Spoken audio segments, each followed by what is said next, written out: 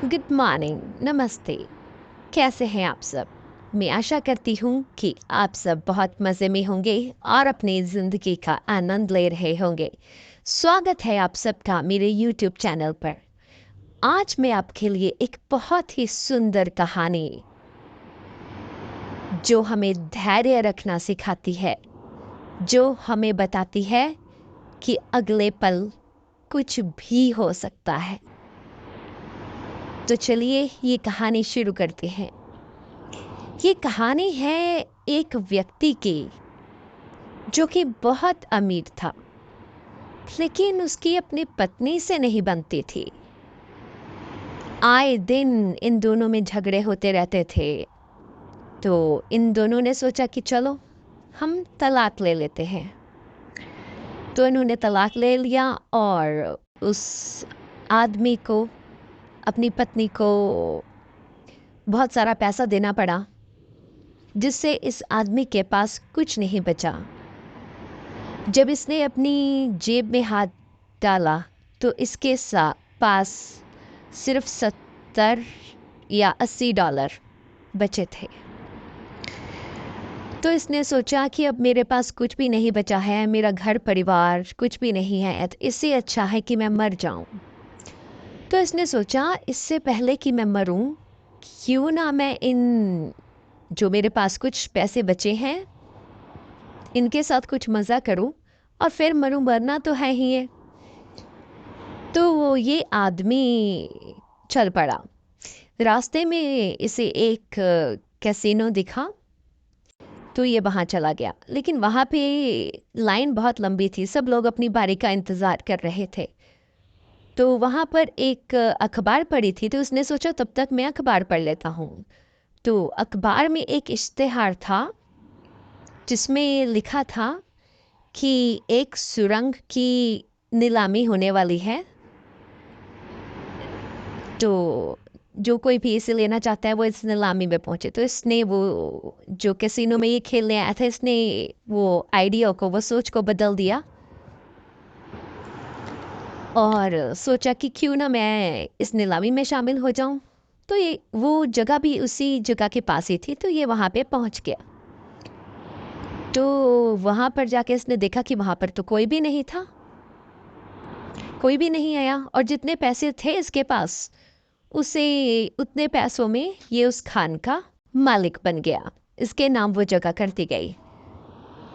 तो इसके बाद ये वहाँ पर खड़ा और उसने सोचा कि वहाँ पर जो गड्ढा है, क्यों ना मैं उसमें कूद कर जान दे दूँ।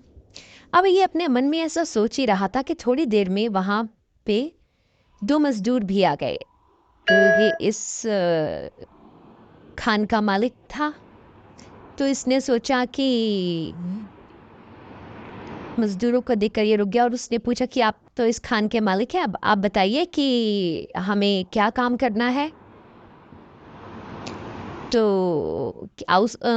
उन मजदूरों ने बोला कि हमें आज शाम तक 5 बजे के पैसे मिले हुए हैं। तो इसने सोचा चलो पैसे तो मिले हैं, ठीक है, फिर तुम ज़रा काम कर लो। तो इसने बोला ठीक है, जब तक ये गड्ढा तुम और खोद दो, 5 बजे तक तुम्हारे पास समय है। तो वो मजदूर गड्ढा खोदने लगे।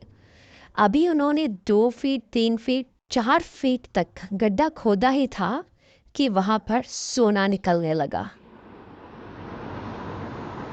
निकला, और उन्होंने इसको बताया। लेकिन जो लोगों ने इसे एक खाली खान, जस्ट पत्थर सोच के जो लोग नहीं आए थे, उन्हें अपनी सोच पर बहुत पछतावा हुआ। तो ये थोड़ी ही देर में ये उस सोने की खान का मालिक बन गया और बहुत बड़ा अमीर आदमी ये बन गया, बहुत करोड़पति बन गया। इसकी ज़िंदगी फिर से पूरी बदल गई। दोबारा इसकी शादी हुई, इसका परिवार बना और ये सब अच्छे से रहने लगे।